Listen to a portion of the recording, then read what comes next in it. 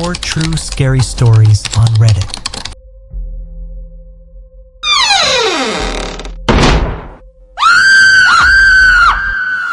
I can't remember how I met my best friend. Kaylee has been my best friend for as long as I can remember. For me, that's not a figure of speech. I literally can't remember how I met her. I can't find any photos of me with her before 3rd grade, so I guess I met her around then.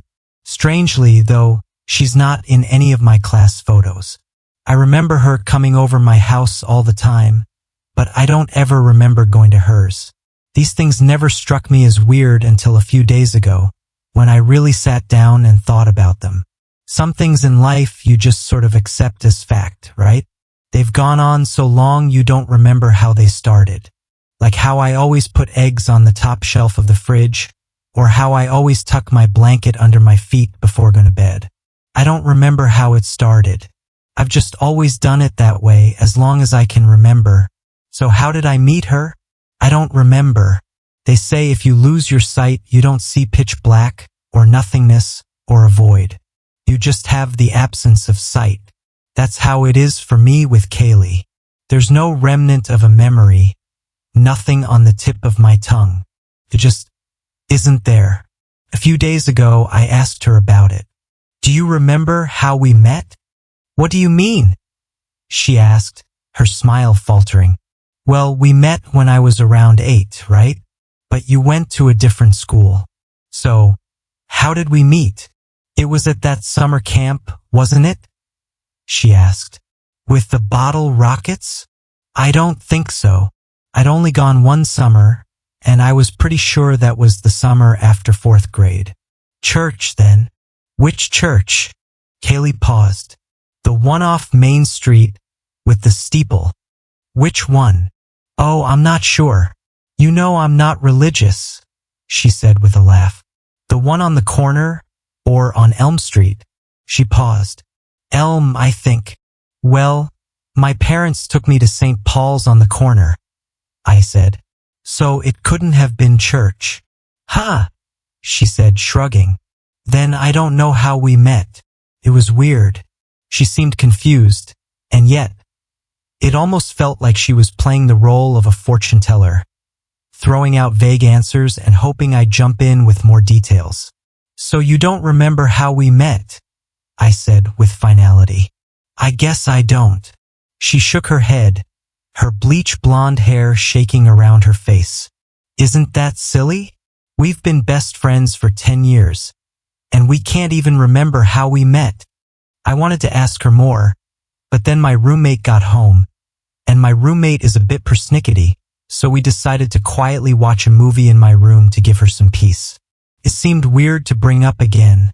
I was probably overthinking things. That night, however, I couldn't sleep. As Kaylee slept peacefully on the futon in the common area, I lay wide awake in my bed. Why can't I remember? And then a thought occurred to me. Someone else must remember. I went on Facebook and clicked over to our 21 mutual friends. I started scrolling, making a mental list of who was most likely to know. But then, a sudden realization hit me. Each of these friends I'd introduced to her. None of these were her friends originally. They were all mine. I squinted at the screen. How does that make sense? Has she really never introduced me to her friends? And now that I thought about it, she was always visiting me at my dorm, making the 2-hour drive. She offered because I was broke and couldn't afford the gas. But maybe there was more to it than that. Why had I never thought about this before? I scrolled back through my Facebook photos to some childhood photos I'd posted. Kaylee was in them, sure as day. She looked different. Her hair wasn't bleached then, her face was chubbier. But from the dimples to the sharp chin, it was her. I clicked back on her Facebook page and scrolled, and that's when I realized something. Every single post involved me or one of our 21 mutual friends. I didn't see a single tag by someone I didn't know. Well, that could be the privacy settings, couldn't it? Like her friends who've tagged her have made the post only visible to their friends or mutuals, or something. But not a single post? It was like her entire life revolved around me. Like every single event in her life was related to me, directly or indirectly. I gave up on sleep. I got out of bed and walked into the common room, grabbing a Coke from the mini fridge. Kaylee was sleeping soundly on the futon. I glanced over at her, my heart pounding. Her pale skin was blue in the light from the microwave clock. Muffled music came from my roommate's room. She was still up. With my mind racing and no one else to talk to, I went over. "Can I come in for a second?" I called quietly through the door. As soon as she opened it, I darted inside. "There's something weird about Kaylee," Isabel scoffed. Yeah. Duh. What? She's weird. Always has been. You just noticing this now?" I frowned at her. "Okay, sorry, that came out really mean. But it's true. She's just weird. I wish she wouldn't come over every weekend. But since you're really good about Ben coming over, I never say anything." "She doesn't come over every weekend," I huffed. "It's been a lot. I mean, she was here homecoming weekend, then those 2 weekends in October, then Halloween." "She wasn't here Halloween," I protested. "Oh yes, she was," Isabel replied. "Ben and I had to go over to his place, because she was here with you." I shook my head. "No, she wasn't here Halloween." We stared at each other. Isabel's irritation melted to confusion. "She wasn't here. I had COVID, remember? But I saw her. When we came back from the Beta Theta Pi party, she was here. We had to go to Ben's place." The room started to tilt around me. I remember being so sick that weekend, in and out of sleep half the day. But she was here? Without me knowing? "You must have gotten the weekends confused," I said weakly. "No, I remember it clearly because we were both in our costumes. Do you know how itchy that Harley Quinn wig is? Kaylee must have let herself in. But why? Now that I thought about it, that weekend, there had been some weird stuff. I chalked it up to delirium at the time, but I remember not being able to find my phone. My milk was missing from the fridge. I thought it had been Isabel or Ben, but it had been Kaylee. She was here, watching me sleep. What the fuck? I was jolted out of my thoughts by a thump outside, coming from the common room. "Kaylee," I whispered. The footsteps, slow and deliberate, started down the hall. My door creaked open. "She's looking for me." I ran over to the door and locked it. I held a finger to my lips, standing absolutely still, so still I could hear the blood pulsing in my ears. The footsteps started back up, into the common room, and then towards our door, getting louder. Isabel glanced down, and her eyes went wide.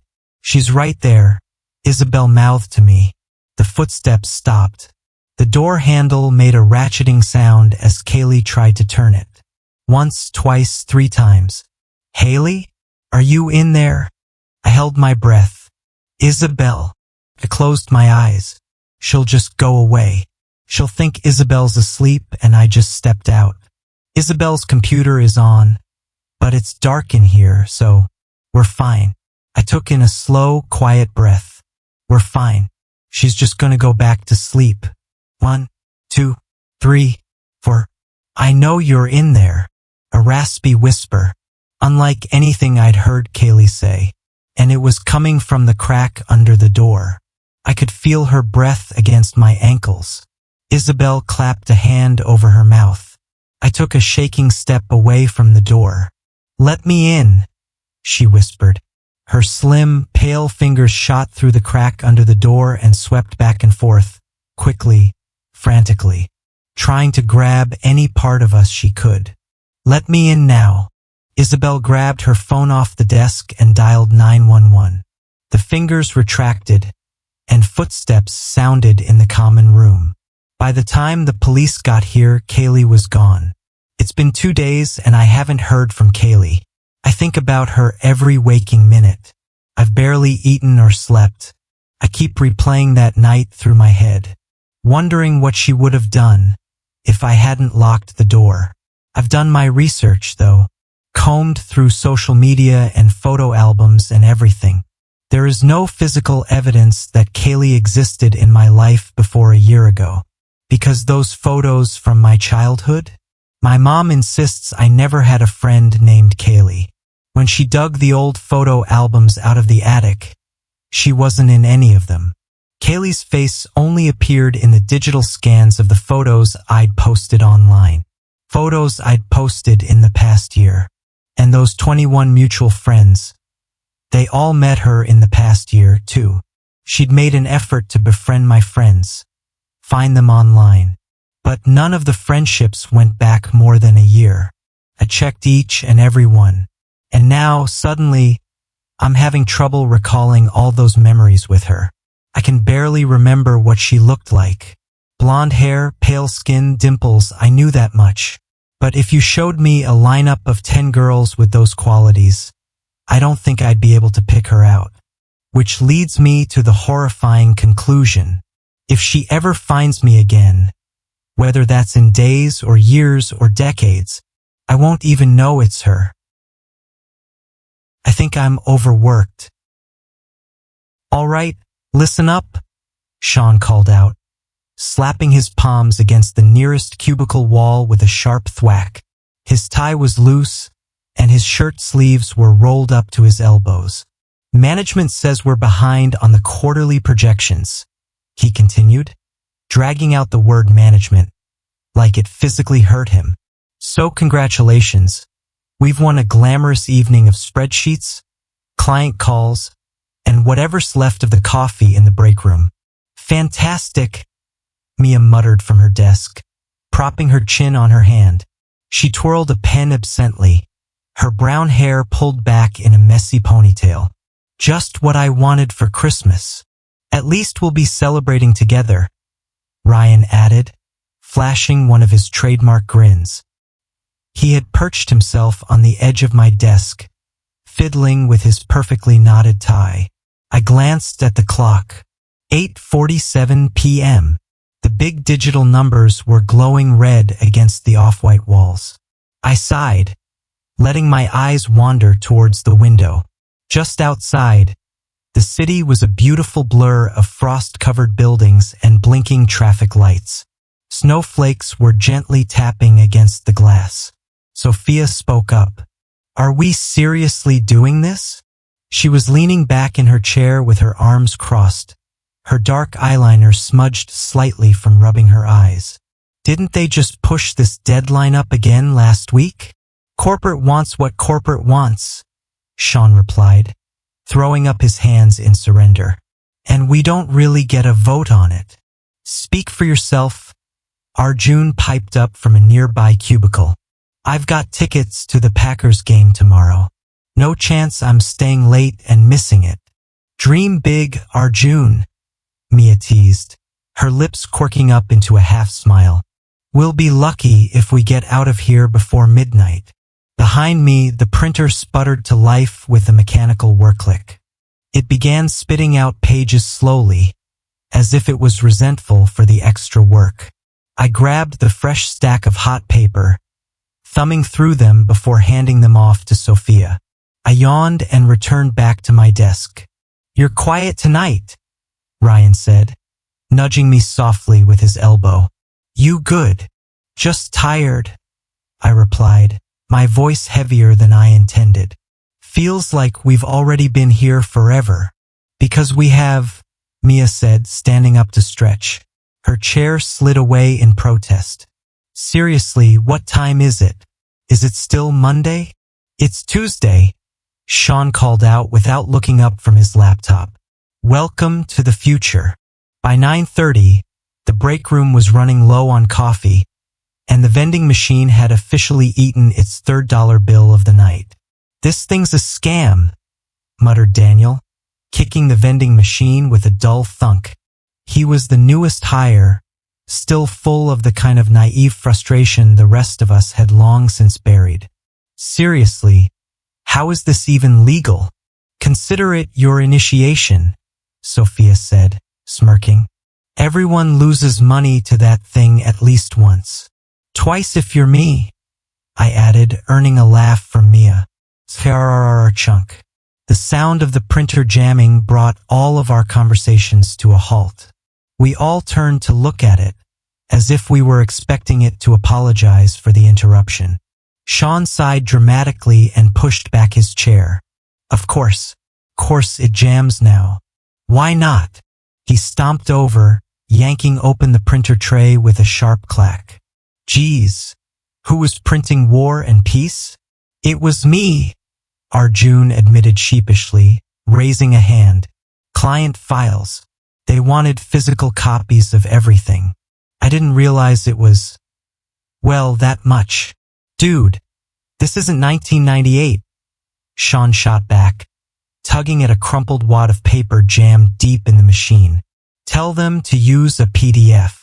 As Sean wrestled with the printer, Mia turned to me, leaning on the edge of my desk. So, she said, smirking, what's your bet? Is Sean going to fix it? Or is he going to make it worse? I give it 5 minutes before he wakes up IT, I said, matching her smirk. Hey, I heard that, Sean called over his shoulder.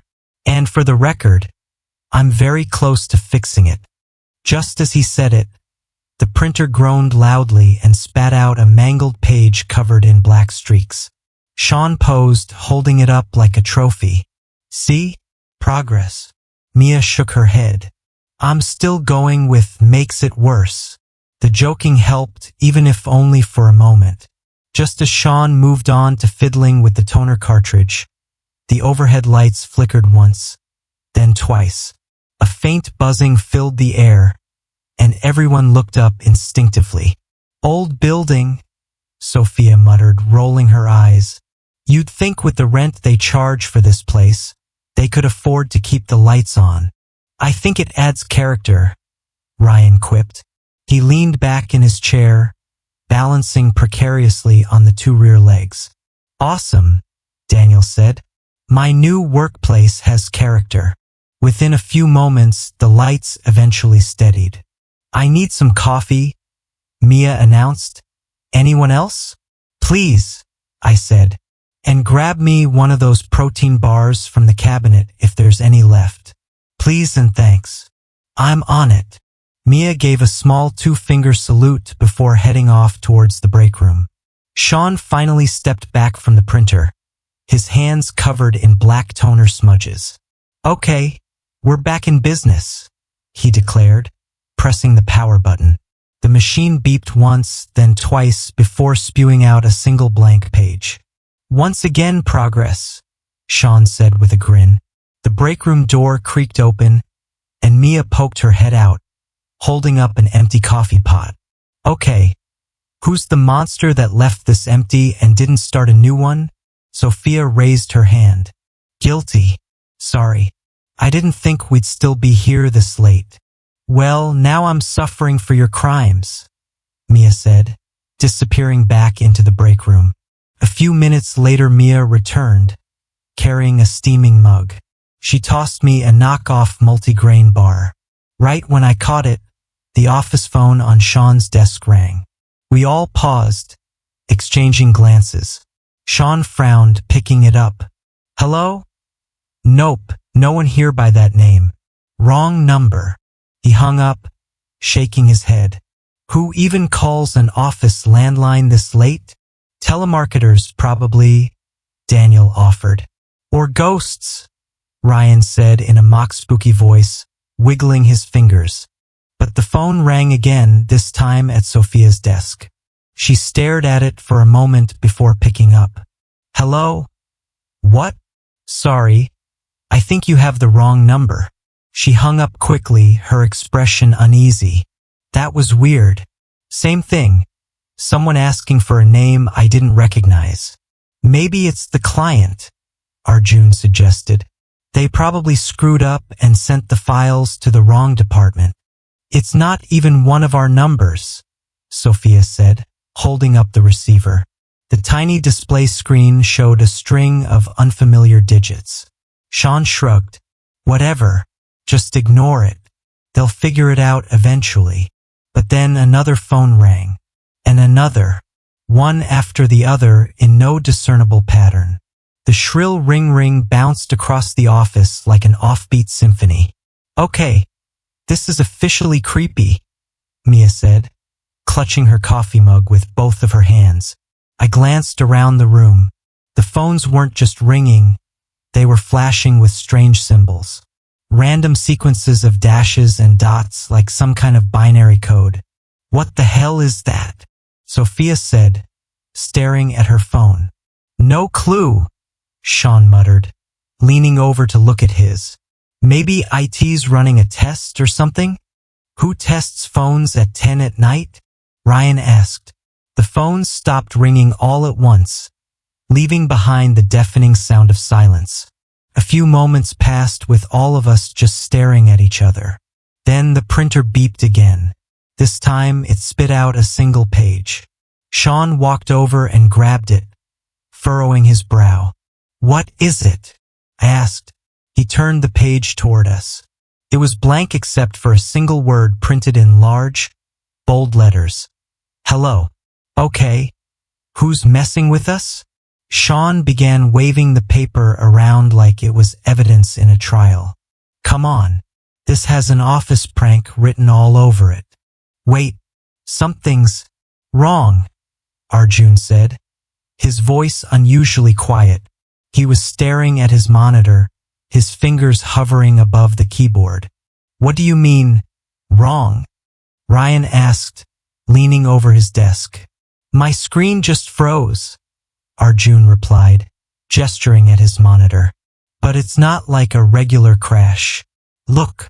We all crowded around him, peering at his screen. There wasn't an error message, but his desktop monitor had turned completely black.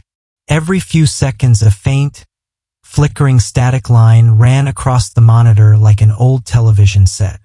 Is it the network? Sophia asked, glancing at her own screen. Before Arjun could answer, her computer screen blinked in response. Then it followed suit. Her monitor displayed more faint, writhing static lines. All right, now I'm officially freaked out, Sophia said, backing away from her desk. One by one, the monitors across the office started being filtered by white noise and static lines. Seriously, what the hell is going on? Daniel's voice cracked. Power surge, maybe? Mia suggested, though she didn't sound convinced. Power's still on, Sean pointed out. The lights are fine. This feels more like, I don't know, a hack. Who would hack us? Ryan said, looking incredulous. We're not exactly high rollers. Okay, I don't care what anyone says, Daniel muttered, grabbing his bag. I'm out. This is too weird. Sit down, Sean snapped, his frustration flaring. You can't just bail. We still have to finish this project. Finish? Daniel gestured around the room. The computers are fried. How exactly are we supposed to finish anything? Sean opened his mouth to argue, but the words caught in his throat. He looked toward the far side of the office, his expression shifting from irritation to confusion. Wait, where's the exit? Sean asked, his voice soft. What do you mean, where's the exit? Mia said, turning to look. The glass doors leading to the elevators and stairwell were gone. In their place was a smooth, featureless wall that blended seamlessly with the rest of the office. No way, I whispered, standing up and walking toward where the doors should have been. My fingers brushed against the wall. This can't be right. Let's check out the emergency exit, Sean said, his tone soft, nearly silent. We wandered toward the red-lit exit sign in the corner, but when we reached it, the door beneath it was gone too. Just another seamless wall. What the actual hell is happening? Mia asked. Sean pounded on the wall where the door should have been. Thud, thud, thud. The sound was dull with no indication there was any empty space behind it. The windows, Sophia murmured, her eyes scanning the office. There should be windows here. Where are the windows? She was right. The large windows that normally lined the east side of the office were gone, replaced by more of that smooth, featureless surface. Okay, deep breaths, Ryan said, holding up his hands. Let's not jump to conclusions. There's got to be an explanation for this. Yeah? Like what? Daniel shot back. The room felt colder, the faint hum of the AC now joined by an occasional crackle, like static electricity building in the air. I walked back to my desk, instinctively reaching for my phone. It was dead, the screen just as black as the monitors. Anyone else's phone working? I asked. A chorus of murmurs followed as everyone checked their devices. Nothing. No power, no signal, just dead. This doesn't make sense, Arjun muttered. Buildings don't just change. We need to stay calm, Ryan said, though his voice wavered slightly. Like I said, there's got to be a logical explanation. Maybe it's what? Mia asked, incredulous. Ryan, we've worked here for 3 years. The walls don't just bzzzzzzzzzzrrt. The sound ripped through the air like a live wire, making us all jump. Came from the printer again. Slowly, we all turned to look. The top tray sputtered out a fresh page, crisp and white. Sean hesitated, then stepped forward to grab it. His face went pale as he read the single word printed on it. Stay. For a long moment, no one moved. Then the lights flickered again, plunging the room into brief darkness before snapping back on. Okay, Sean said. Something's wrong. Is this some kind of joke? Sophia broke the silence, her voice tight. Who's doing this? Nobody's doing it, Mia said, pacing. You saw what happened to the doors, to the windows. It's not possible. Yeah? Well, it feels pretty damn real to me, Daniel snapped, slinging his bag over his shoulder. I'm not waiting around to find out what happens next. Where are you going? Ryan asked, stepping in front of him. Daniel hesitated, the weight of Ryan's words settling in. He glanced around the office, the oppressive silence broken only by the occasional tick-tick-tick of an analog clock pressed somewhere against the far wall. Then what do we do? He asked, his voice softer. We stay calm, Ryan said, though his eyes betrayed him. We figure this out together. A sudden metallic clang echoed from somewhere deep within the office. Did you hear that? Sophia whispered. Yeah, I said, my throat dry. It sounded like it came from the conference room. Sean grabbed a heavy stapler off a desk. All right, stay here. I'll check it out. You're not going alone, Mia said firmly, picking up a large paperweight. Fine, Sean said, glancing around. Anyone else? Ryan and I exchanged a look before stepping forward. Strength in numbers, right? Ryan said, forcing a weak smile. The 4 of us moved cautiously toward the conference room, our footsteps muffled by the cheap carpet. Sean reached the door first and pushed it open with the stapler. The door swung inward with a low creak. Anything? Mia whispered. Sean stepped inside, squinting in the dim light.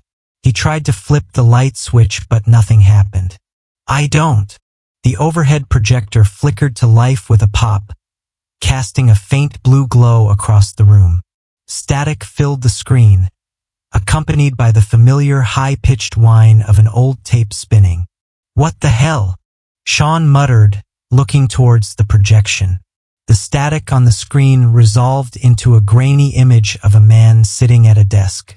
He was dressed in 1970s office attire, his wide tie crooked, his hair disheveled.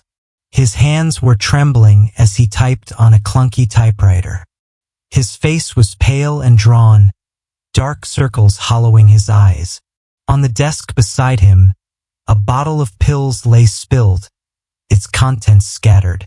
We watched in horrified silence as the man reached for the bottle, his movements sluggish.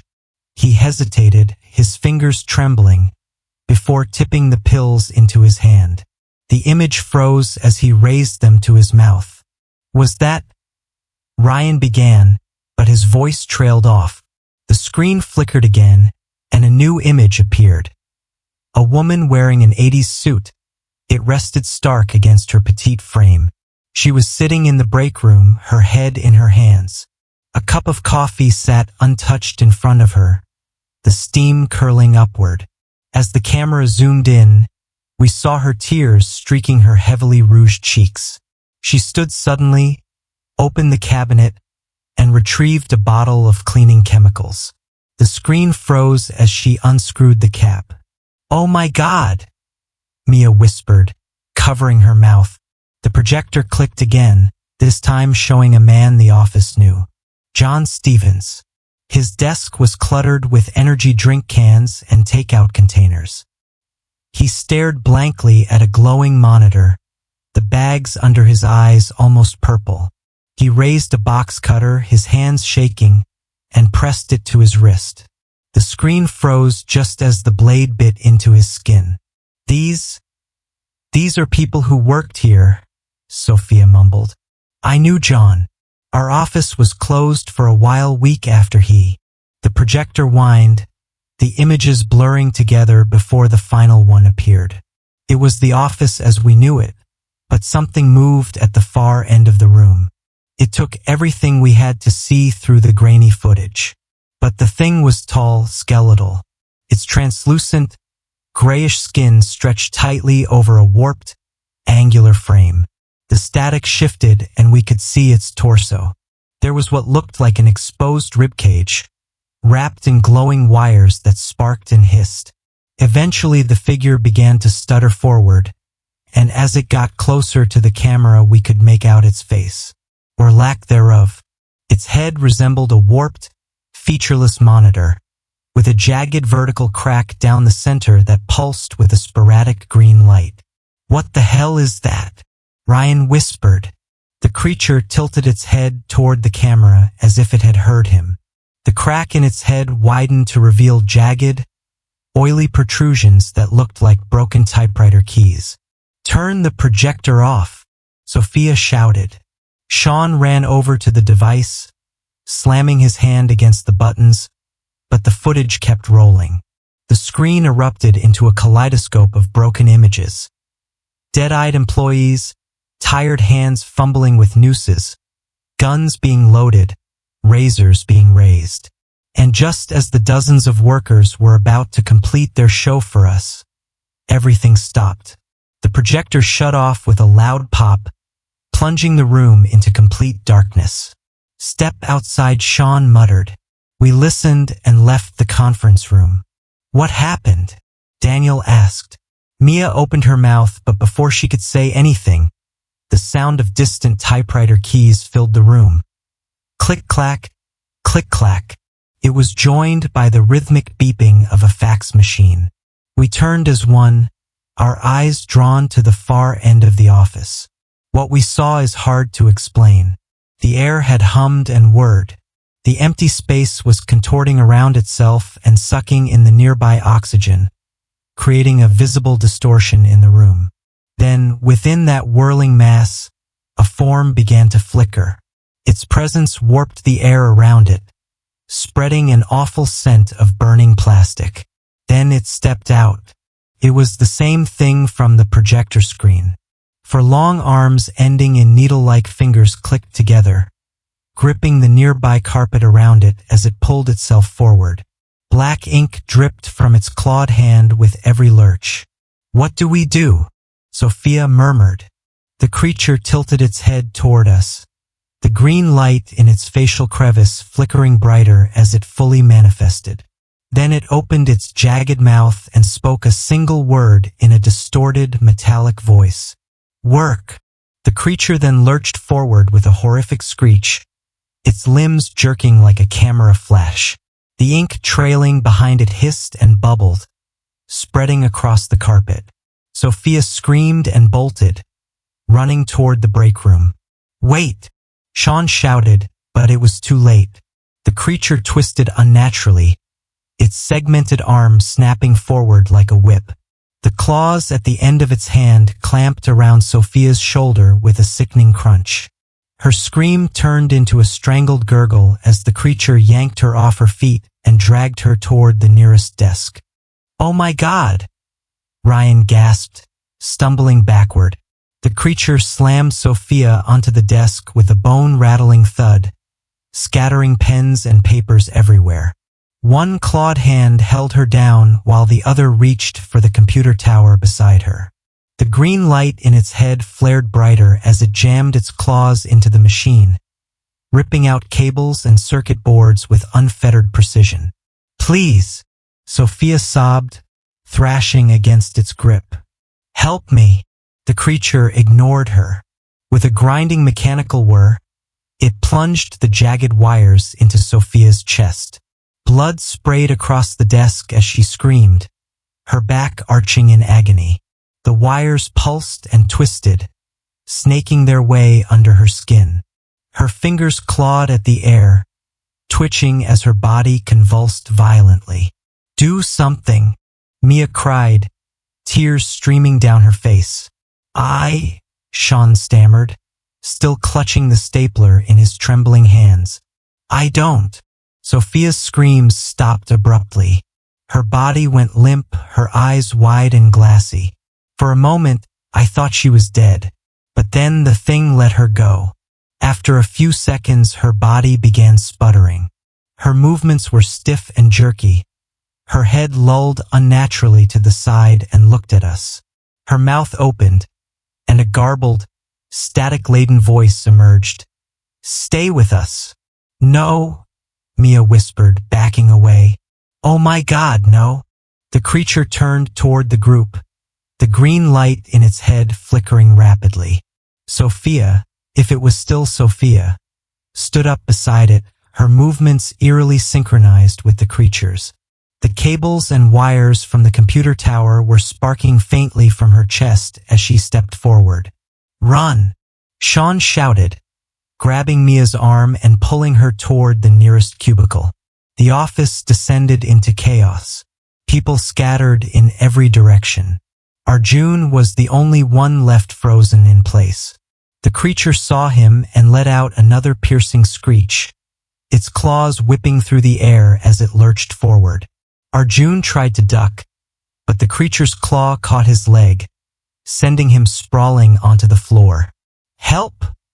he cried, clawing at the carpet as the creature dragged him backward. "No!"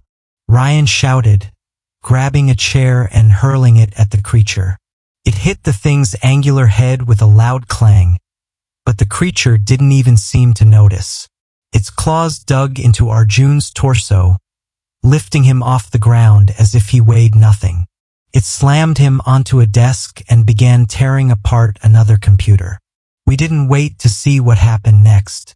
Sean, Mia, Ryan, and I ducked behind a row of cubicles. "What do we do?" Mia whispered, her voice trembling. "We can't just leave them. We can't fight that thing." Sean hissed. "We can't just—" Mia's voice broke as Arjun's screams echoed through the office, followed by a grotesque squelch as his flesh began to be rearranged. I peeked over the edge of the cubicle. I saw the creature's claws move with mechanical focus as it fused Arjun's body to the shattered remains of a monitor. Blood dripped onto the desk, pooling around the tangled mess of cables and broken glass. Arjun's head twitched violently, his eyes rolling back into his skull. When his mouth opened, a distorted voice spilled out, "Stay!" I ducked back down, my stomach churning. "It's—" A loud bang cut me off. We all turned toward the sound. Daniel had grabbed a fire extinguisher and was swinging it wildly. "Come on, you son of a bitch!" he screamed, his voice cracking with desperation. The creature snapped its head towards the young man, its crack flaring open, exposing its gnarled teeth-like protrusions. It moved fast, its clawed hand slicing through the air with a sharp whoosh. Daniel's voice was cut short as the claws tore through his side. Move, Sean pleaded, shoving us toward the far side of the office. We need to keep moving. We scrambled over overturned chairs and scattered papers. The sounds of the creature's claws tearing through flesh echoed behind us. As we rounded a corner, I took one final glance back. The creature stood in the center of the office, its ink-stained claws dripping as it loomed over Daniel's lifeless body.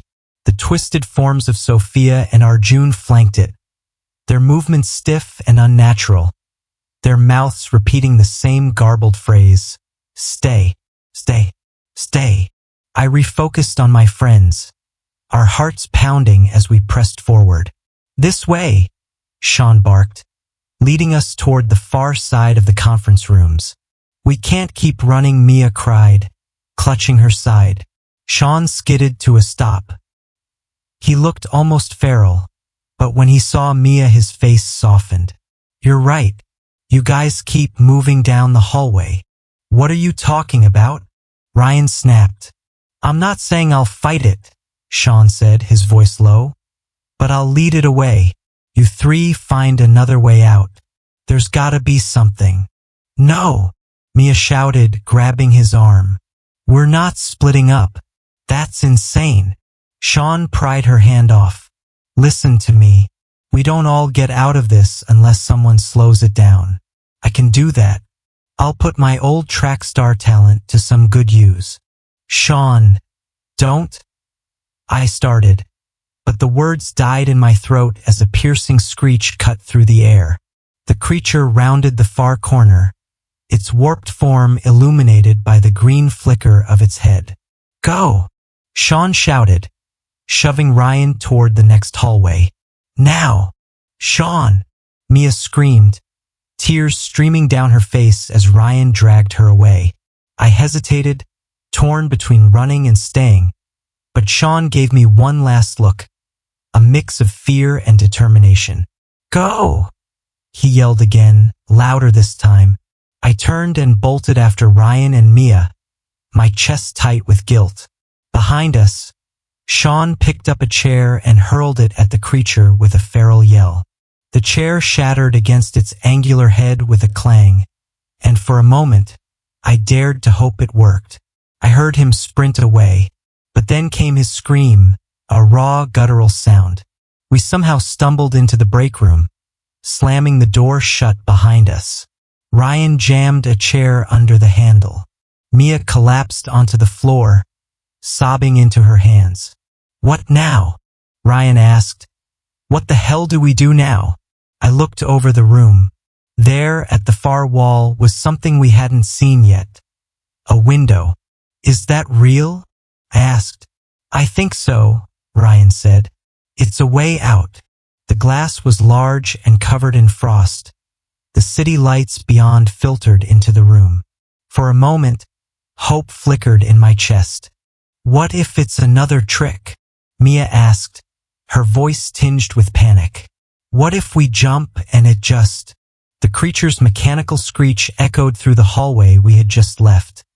I could already hear the metallic grind of its movements lurching closer. "We don't have time to argue," Ryan said. He grabbed a chair and hurled it at the window.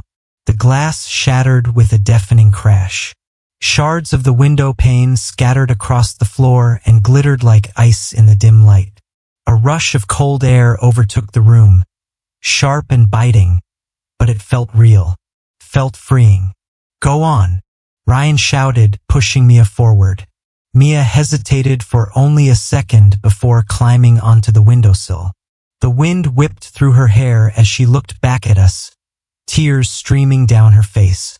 "Are you sure this is—" "Just go," Ryan yelled. "We'll be right behind you." One by one, we climbed onto the sill. The city stretched out below us, impossibly far away. We looked for any type of fire ladder, but the building was flat. The fall down would be fatal for us. We heard the door in the office shatter. It was quickly approaching the broken window. "Together," Ryan said, his voice steady despite the fear in his eyes. We jumped together. Without another word, we leapt. The cold air rushed past us as we plummeted, the wind tearing at our clothes and filling our ears with a deafening roar. The ground rose up to meet us, faster and faster, and just as we were about to hit, I woke up. I was back at my desk. Everything was pristine, untouched. The lights were steady, the air quiet. I blinked, disoriented. Papers sat neatly stacked beside my keyboard, untouched. My computer screen was on, displaying a spreadsheet I didn't remember opening. The digital clock had 8:47 p.m. displayed. I heard a gasp. "Mia," I whispered, turning to her. She was at her desk, her tear-streaked face lit by the glow of her monitor. I don't understand," she said, her voice hollow. "Was it a dream?" Ryan sat a few desks over, staring blankly at his screen. "It felt real," he muttered. "It was real. I know it was." We exchanged uneasy glances, each of us struggling to process what had happened, or hadn't happened. But the longer we sat there, the more the mundanity of the office crept back in. The steady hum of the HVAC system, the faint tap-tap of a keyboard, the familiar glow of fluorescent lights. I wanted to say something, but my body moved on autopilot. My hands hovered over the keyboard, my mind blank. The silence was broken by Mia's chair creaking as she shifted. We should get back to work," she said softly, almost to herself. I opened my mouth to argue but found no words. Mia sniffled, wiping her eyes. Her fingers trembled as she began typing. Ryan followed, his keyboard clacking steadily. I stared at my screen, my reflection distorted in the monitor's glass. The green glow of a spreadsheet flickered slightly, almost imperceptibly. In the corner of my eye, something moved, a faint shadow, like the flicker of static. I turned, but nothing was there. I placed my hands on the keyboard and began to type. I really thought it was a dog. I swear I didn't know. How could I? Vi never told me anything. She just expected people to know. Walking into Grandma Vi's house was like walking into a Halloween-haunted maze made out of ant traps. Flypaper hung from the ceiling and walls like streamers. The floor was littered in dusty plastic traps, and empty and half-full boxes of borax and liquid ant killer were stacked along the walls. The smell of the place was strange and cloying. Soap and poison. I never liked being there. She made me uncomfortable even as a kid, when her paranoia wasn't her defining trait just yet. She was a neat freak back then. Her rules were foreign to me, but not as foreign as the genuine outrage she expressed when those rules were broken. I didn't even know what a coaster was. Why was I being snapped at for putting my water cup down? You're not sleeping in the attic bed. Why are you so pissed at me for leaving it unmade? Don't get mad at me for not drying the entire shower after I've used it. I didn't even know anybody did that. Grandma Vi would never tell you what weird, unusual protocols she expected you to follow. She'd just fly off the handle when you didn't do it, and that's how you'd find out that it was disrespectful to wear a hat indoors or not offer to wash the dishes as a guest. She'd turn up her sharp jaw and suck her thin teeth and scowl endlessly. I could honestly say that I missed that version of her. Compared to this Grandma Vi, that one was a delight. This Grandma Vi collected dirty paper dishes in her room. She stacked them high. She sprayed them with bleach. She refused to let me wash them.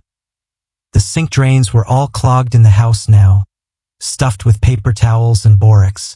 Ants could get in through there, she explained. When I brought Grandma Vi her groceries, they had to undergo a period of disinfecting, in which they were double-bagged in black trash bags and sealed for 2 days. This, Vi reasoned, would suffocate any insects that might be passengers inside the lettuce or the cornflake boxes. No sugar, obviously. Ants loved sugar. I tried not to eat in front of Vi. The day I spent as her full-time caretaker, I unwrapped an egg sandwich in front of her and it sent her into a panic attack. "You're dropping crumbs all over the floor," she screamed. I wasn't.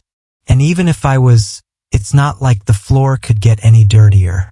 Vi would not let me vacuum because I did it wrong. Vi didn't vacuum either. She couldn't.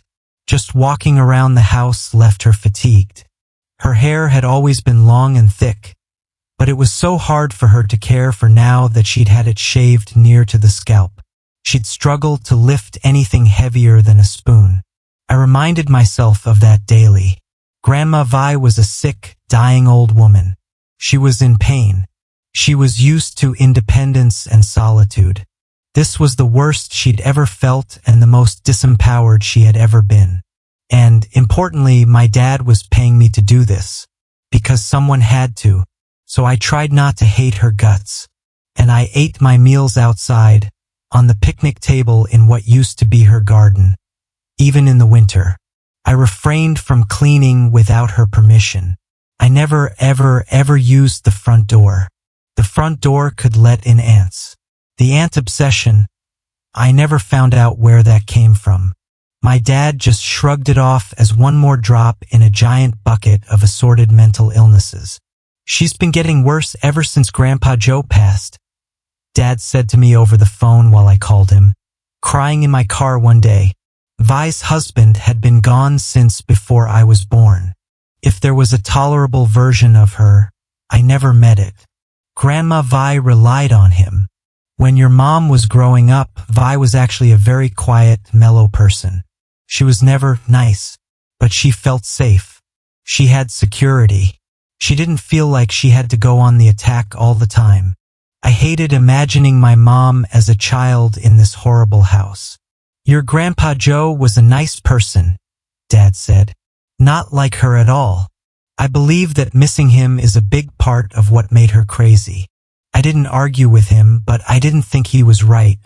Because in Grandma Vi's Halloween-haunted house of traps and poison, every single photo of Grandpa Joe, a tall, dark, handsome man with a very kind smile, had been turned backwards to face the wall.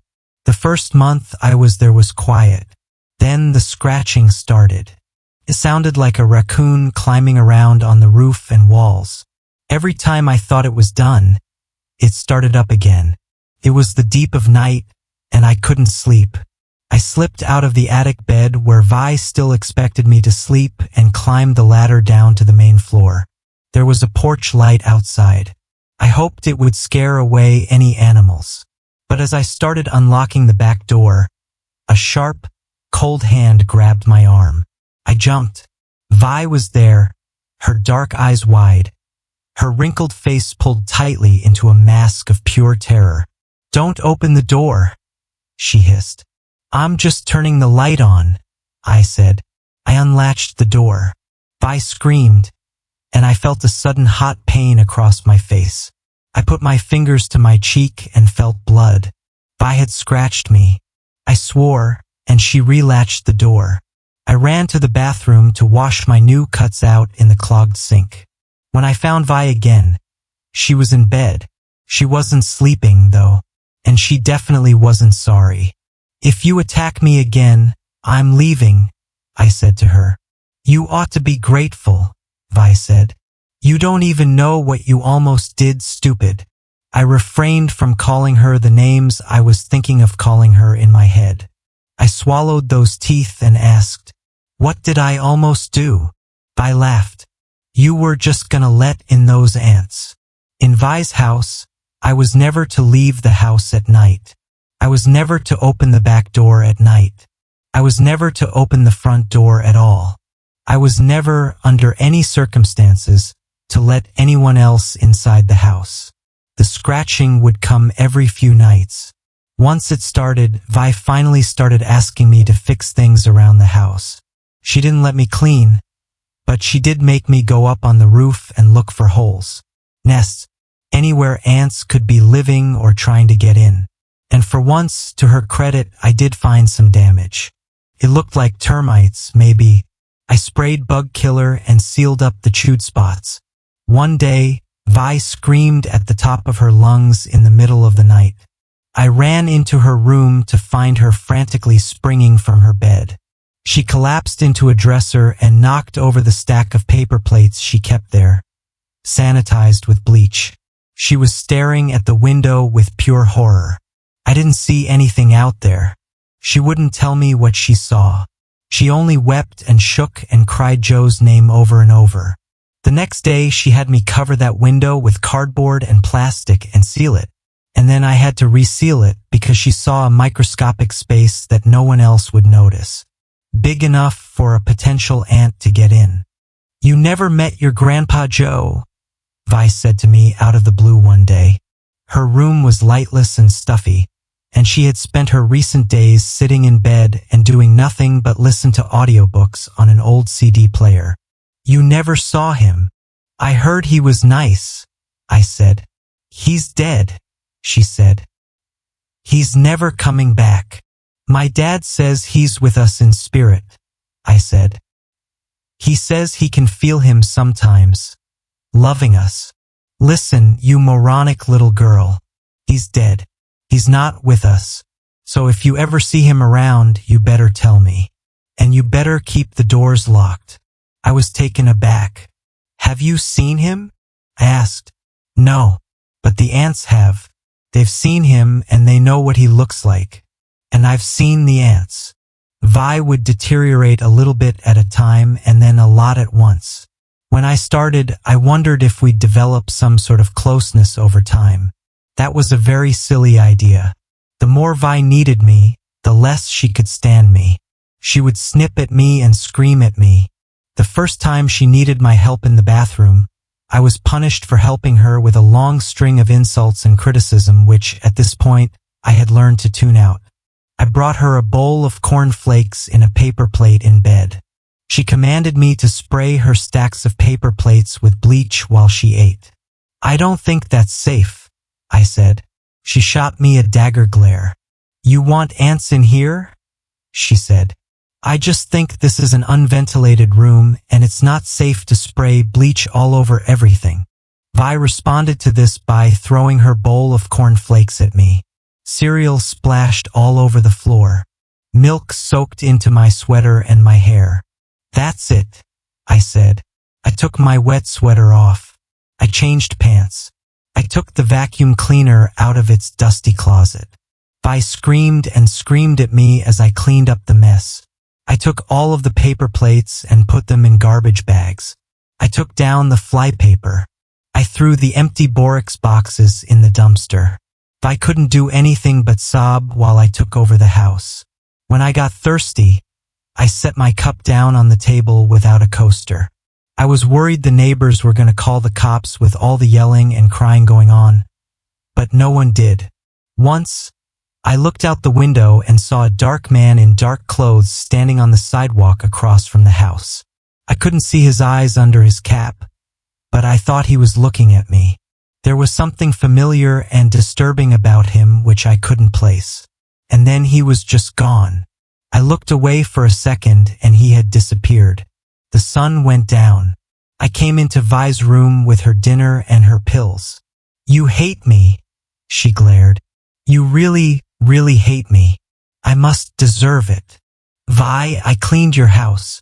You're gonna let in those ants. If ants get in, we'll just stomp them.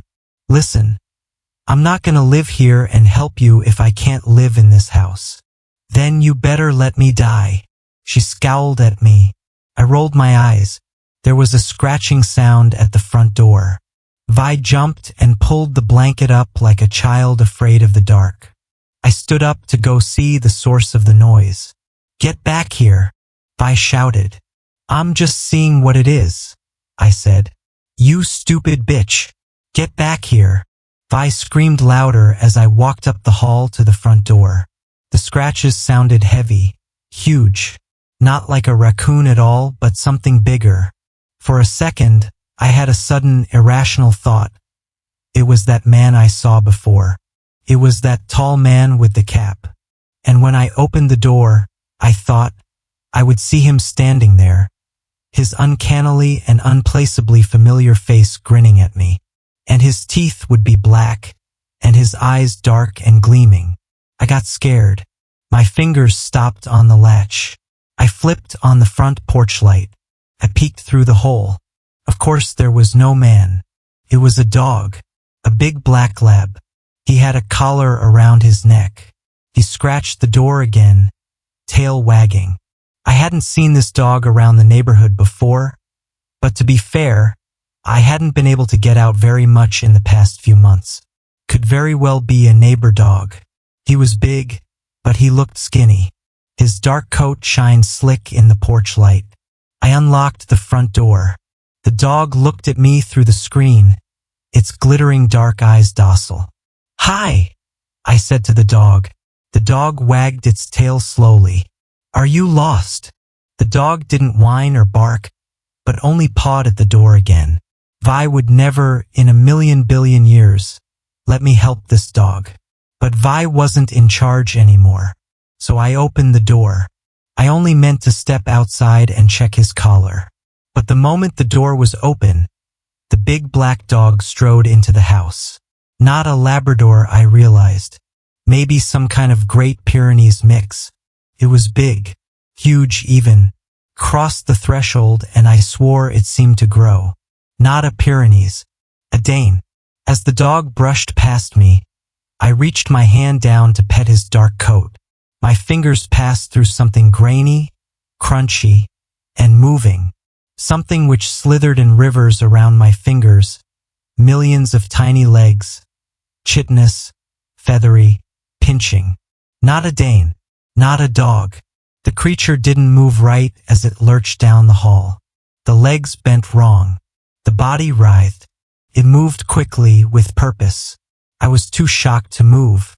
The dog thing swelled up into an enormous, amorphous mass and flooded into Grandma Vi's bedroom, where she was already screaming. I ran to her. I did hate her, but I ran to her. Maybe I meant to help her. Maybe I just wanted to see. Either way, by the time I got there was nearly nothing left of Grandma Vi but a thrashing corpse. I couldn't tell when the wild flailing stopped being her death throes and started being purely the erratic undulations and tossings and turnings of millions of tiny black ants, moving her bones. They crawled all over the floor. They crawled all over the ceiling. They crawled over my arms and legs. Not biting, just moving over me on their way to and from her. I turned and fled the house. The ants didn't follow me. They were far too engrossed in dismantling their quarry. I really didn't know. How could I? Vi never told me. She expected me to just know. The motion sensor lights outside my childhood bedroom window kept turning on at night. I don't have a lot of memories from my childhood. It was one of those upbringings that wasn't particularly great, but wasn't entirely awful either. I always had a roof over my head and food to eat, but my parents could be ignorant, angry, and neglectful at times. My mother passed when I was in middle school, and while I don't remember much about the circumstances of her death, growing up with a single father caused a lot of friction when I was a teenager. There were simply a lot of little traumas built up in such a way that they bricked off a lot of memories from my younger years. Now that I am older and on my own, I've begun to seek counseling to help me overcome these things. And as I have worked through my childhood in therapy, new memories have been emerging from the recesses of my mind. I've always loved to write, and at the urging of my therapist, I've decided to recount some of these memories in order to help myself understand them, and to perhaps draw forth further recollections to paint a clearer picture of the events that occurred. When I was young, my family moved from a small suburb to a large house in the middle of nowhere. I have no memory of the first house I lived in, but our new house became a hub of strange occurrences that only seem to happen to folks that live far outside of town in homes nestled in the woods. We lived at the base of a large hill covered in densely packed trees. These woods frightened and fascinated my childhood self, and while I have begun to recall some vague memories of strange happenings during my jaunts through the forest, those memories are not as clear as the ones I mean to share in this story. After about a year or two of living in our new home, My father became obsessive over our house's security for reasons I don't know or can't recall. He installed a massive picket fence around our property and bricked off the forested hill as best he could with large cinder blocks. Back in those days, security cameras weren't as easy to set up or come by, so he opted to install motion sensor lights around the entirety of our home. He would double and triple check the locks each night and was very insistent to me that I never go outside at night. Not that I even wanted to. I was terrified of the dark and all the things that may lurk there. I always slept with my bathroom light on. The day he put those lights up is the day that started the events that led me to write this. Events that, to this day, fill me with a deep sense of dread, even though the memories are still foggy and unclear. I had 2 windows in my childhood bedroom. One faced the forested hill, and the other faced more towards the front door. Being a little scared of the dark, I made sure my blinds were pulled close every night. There were those sort of weird segmented plastic blinds that never quite could keep out all the light, even when they were shut as tightly as possible. My father had installed motion sensor lights at every door, with several facing the hill in particular.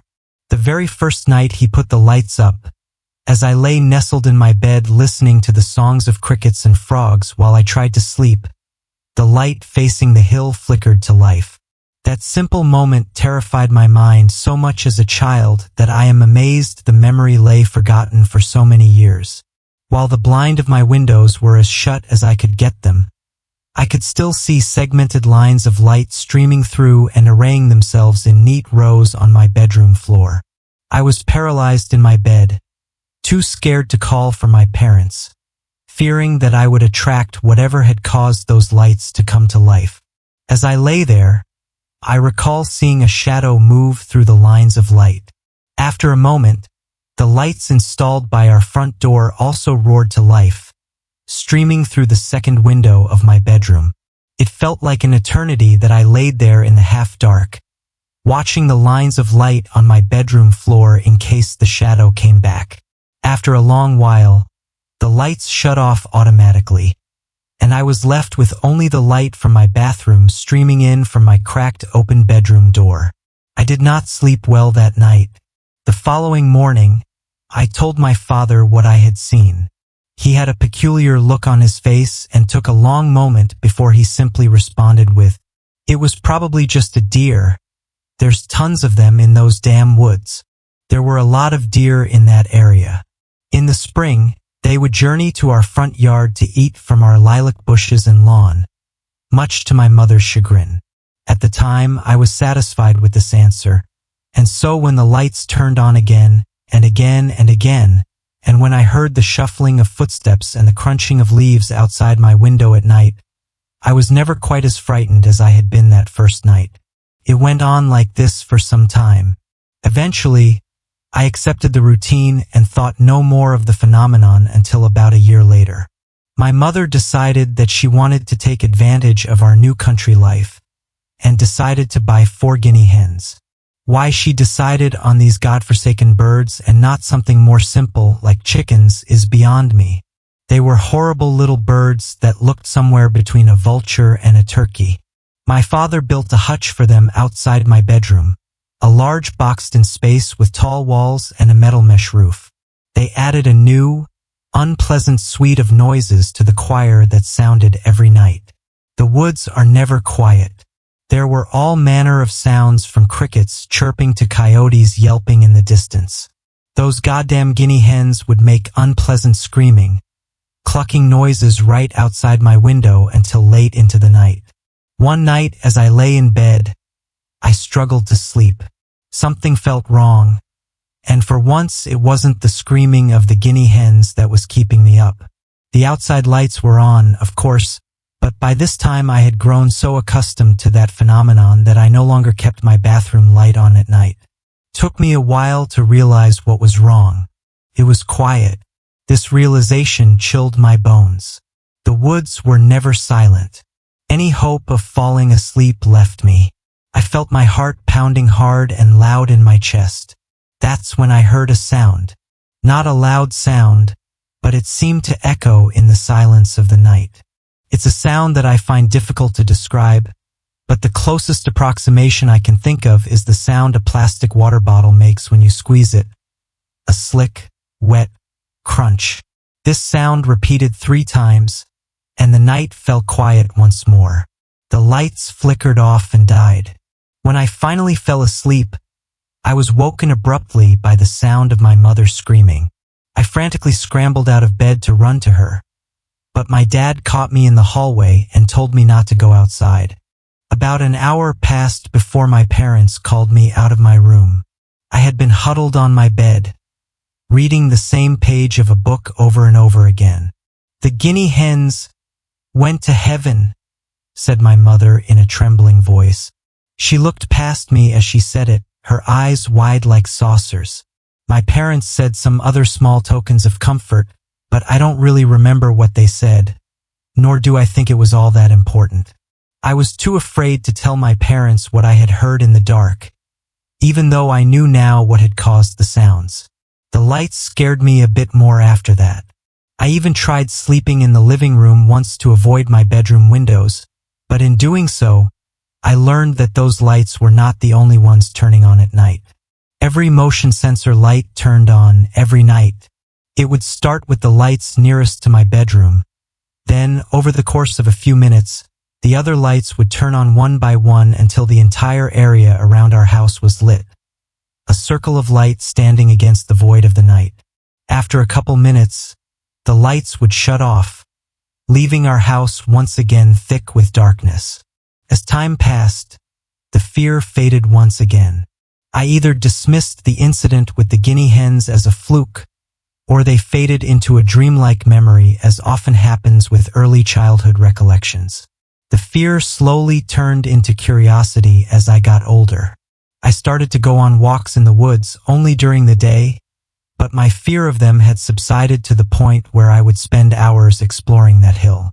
Up until that point, the thought of actually looking out the window to discover what was causing the lights to turn on had never even crossed my mind. I had been far too afraid to even consider the notion. However, as the phenomenon continued, my curiosity grew. One night, I finally resolved to do it. I always kept my blinds shut, but that night, when I saw the lights had come on, I carefully swung out of bed and crept towards the window. As I got closer, I recall that the air started to feel cold and smothering, like I was pushing into a blanket of snow, despite the fact that it was midsummer in Southern California. I approached cautiously and wrapped my hand around the cord to lift up my blinds. In that moment, old fear overwhelmed me all at once, and I dropped the cord in a surge of panic, backing away from the window. The cord swung back and knocked against my wall, sounding incredibly loud as I realized with horror that the night was silent once again. It hit the wall and bounced back 3 times. Tap, tap, tap. I backed away towards my bed, barely daring to breathe, when I saw a shadow cross the light streaming from my window. Then, I heard clearly, something knock my window. Knock, knock, knock. The sound reverberated through me. 3 knocks for 3 taps. I ran back to my bed and pulled my blankets around me, watching the shadow on my floor and barely daring to blink.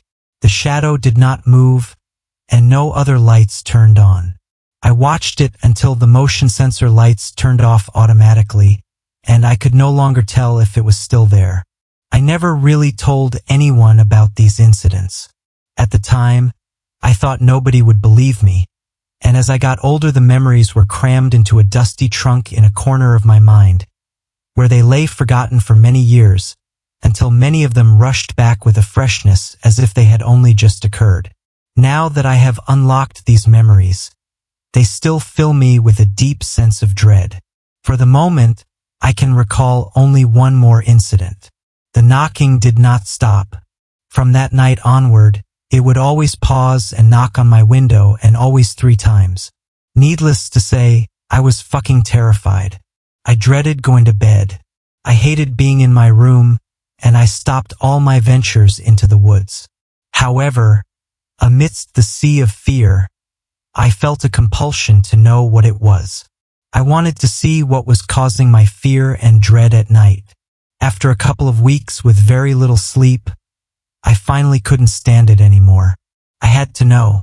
When the tapping returned that night, I got out of bed and walked towards the window, pretending to be more confident than I felt. I once again got that sensation of walking through something thick. The air had a weight and density to it. I reached the window. I reached my hand out and pulled down some of the blinds, just enough to peek through. What I saw is something that I truly cannot explain. However, despite all logic to the contrary, the memory of what I saw is so vivid that I have a hard time disbelieving it. Standing outside my window, clad in white, eyes wide and blank, was my mother. As I watched, frozen in fear, she bent over backwards with her eyes still locked on mine. Her bones twisted and snapped, the sockets in her shoulders popping as she bent backwards, never moving her head. Like some sort of wild animal, she crawled backwards into the forest until the darkness covered her once more.